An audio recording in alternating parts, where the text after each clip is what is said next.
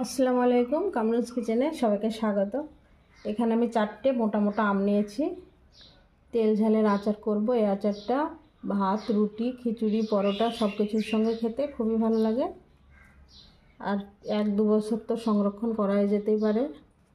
একটু বেশি করে বানালে অনেক দিন থাকবে, আর কম বানালে তাড়াতাড়ি ফুরিয়ে যাবে। তো আমি প্রথমে আম 4টিকে আমগুলোকে কেটে নেব। আমি আমগুলোকে খোসা ছাড়িয়ে নেব। আপনারা চাইলে খোসা সমেত রাখতে পারেন।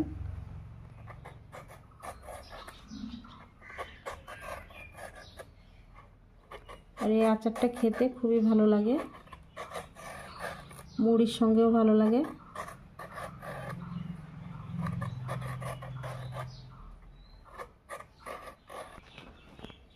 আমগুলোকে ছোট ছোট করে কেটে নেব। আঁটি শক্ত হয়ে গেছে, এখন আঁটি কাটা যাবে না।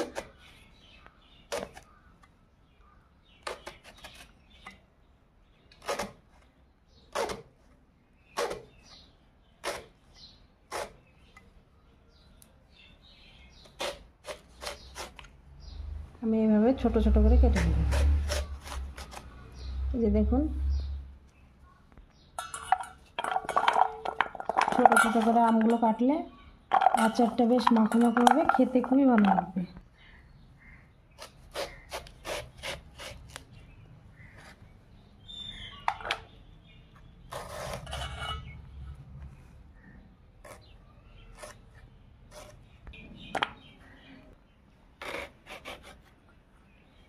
এইভাবে আমি সব আমগুলোকে কেটে নেব, এরকম কুচি করে ছোট ছোট টুকরো করে। আমগুলো সব আমি এভাবে কেটে নিয়েছি। এবারে আচারে মশলা দেওয়ার জন্য মশলা তৈরি করে নেব। এখানে আছে মৌরি, কয়েকটা এলাচ নিয়েছি, এখানে ধনিয়া আছে আর জিরে আছে। জিরেটা একটু কম নিয়েছি, মৌরি আর ধনিয়াটা একটু বেশি নিয়েছি। ধনিয়া মৌরি যা নেওয়া হবে তার হাফ জিরে নিতে হবে। আর এখানে 2 রকমের সরিষা মিশিয়ে নিয়েছি। আর এখানে আদা কুচি, রসুন, আর এখানে কাঁচা পাকা মরিচ। এগুলো আমি গ্রেটারে গ্রেট করে নেব। একদম মানে কাটলেও হবে না, গ্রেটারে গ্রেট করলে বেশি ভালো হবে। আর এই মশলাটা আমি তৈরি করে নেব, ভেজে নেব।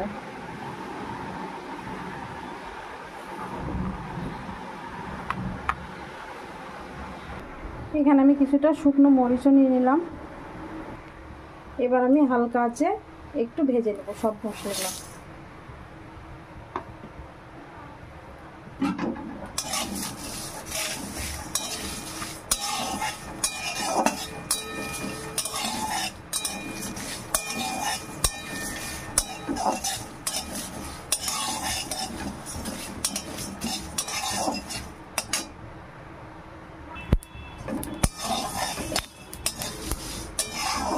এগুলো যখন একটু চটপট করে শব্দ হবে তখনই নামিয়ে নেব। এই যে দেখুন, এবার আমি নামিয়ে নেব। নামিয়ে নিয়েছি। এবার আমি সরিষাগুলোকে একটু টেলে নেব।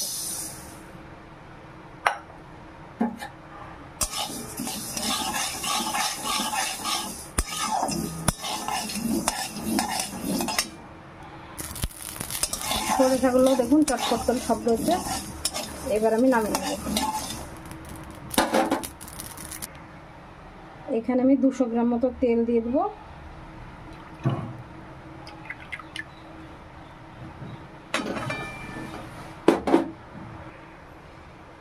তেলটা খুব বেশি গরম করব না, সামান্য গরমে দিয়ে দিলাম 1 চামচ কালো জিরা।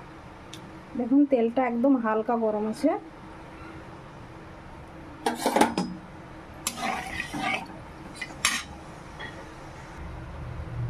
তেলটা একদম বেশি গরম করা যাবে না, হালকা গরমে দিয়ে দিলাম 1 চা চামচ হলুদ গুঁড়ো, জিরে গুঁড়ো, জিরে ধনিয়ার গুঁড়ো দিয়ে দিলাম।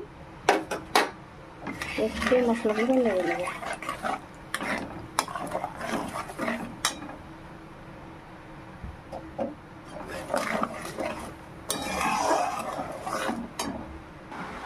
আমি সব মশলাগুলো খুব সুন্দরভাবে গুঁড়ো করে নিয়েছি। খুব গুঁড়ো না, মানে আধ ভাঙা করে নিয়েছি। দেখুন খড়খড় করছে, খড়খড়ে।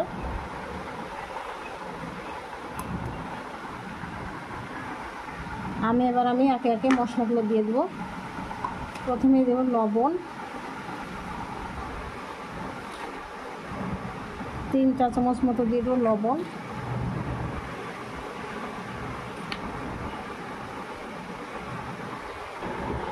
এক চা চামচ দিয়ে দিলাম বিট লবণ ভরে ভরে।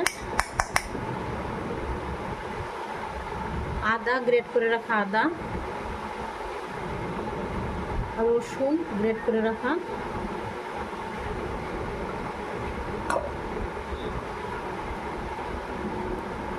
এখানে আমি মরিচ নিয়েছি, কাঁচা পাকা মরিচগুলো দিয়ে দিলাম।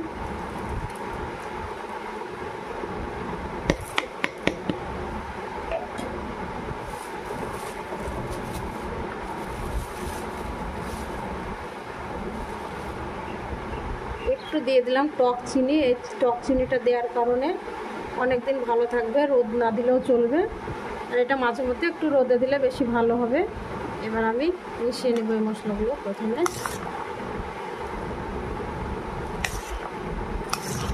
একটু সাবধানে মেশাতে হবে, মরিচগুলো আছে, হাত জ্বলবে, না হলে হাতে ঠেকলে। আপনারা গ্লাভস পরে হাত দিয়েও মাখাতে পারেন।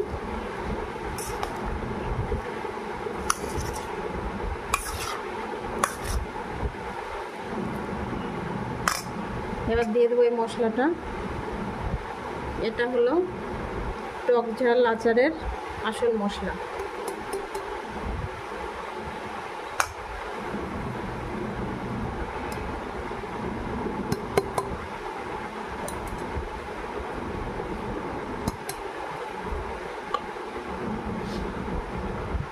এবার আমি আমের সঙ্গে খুব ভালো করে মশলাগুলোকে মিশিয়ে নেব।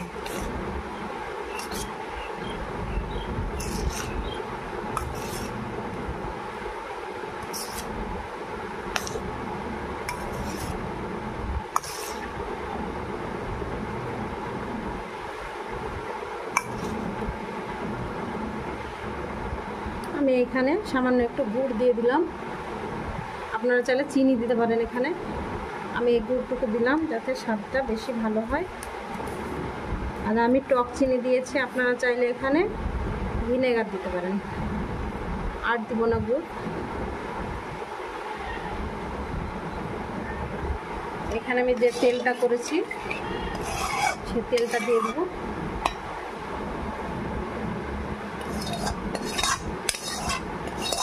এখানে প্রয়োজন হলে পরে আরও তেল দেওয়া যাবে। প্রথমে আমি 300 মতো তেল দিলাম।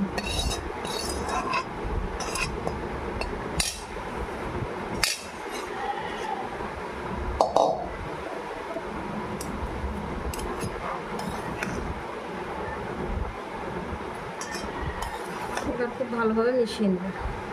আমার সব মশলা দেওয়া হয়ে গেছে।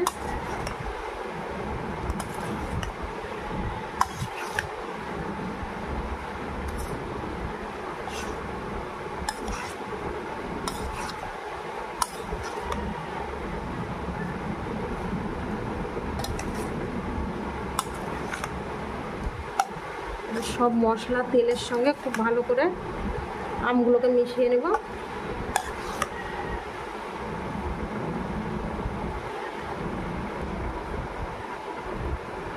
এই আচারটা এবার আমি বয়ামে করে নেব।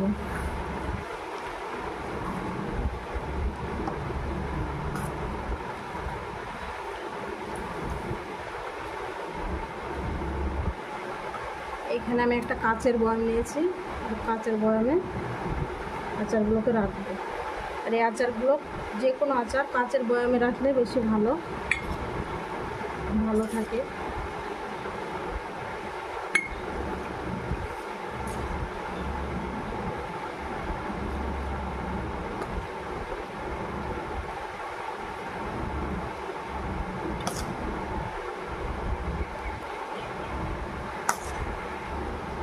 আচারটাকে পুরো তেলে ডুবিয়ে রাখতে হবে। আমি উপরে আর একটু তেল দিয়ে দেবো।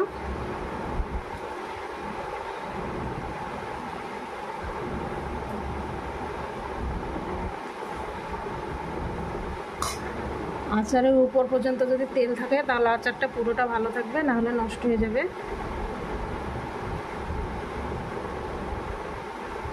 আর একটু রোদ্রে দিলেই ভালো হবে। মুখে একটা ন্যাকড়া বেঁধে, নাহলে মশারি টাঙ্গিয়ে, বাচ্চাদের মশারিগুলো থাকে সেগুলোর তলাতে রাখলে কিছুতে পাখিতে খেতে পারবে না।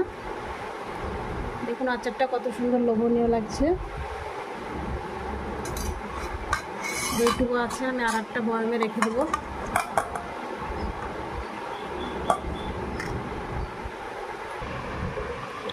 আচারটা আমার পুরোপুরি রেডি। দেখুন কতটা সুন্দর লাগছে, লোভনীয় একদম।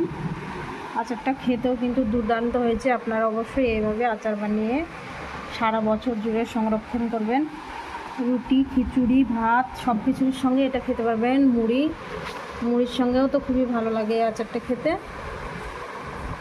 একটু করে তেল নিয়ে মুড়ি মাখালে খুবই ভালো লাগে। ভিডিওটি যদি ভালো লাগে থাকে লাইক, কমেন্ট, শেয়ার আর দয়া করে চ্যানেলটিকে সাবস্ক্রাইব করে দেবেন। পাশে থাকা বেল বাটনটি টিপে দেবেন সবার আগে নতুন ভিডিওতে। আপনারা সবাই ভালো থাকবেন, সুস্থ থাকবেন। আল্লাহ হাফেজ।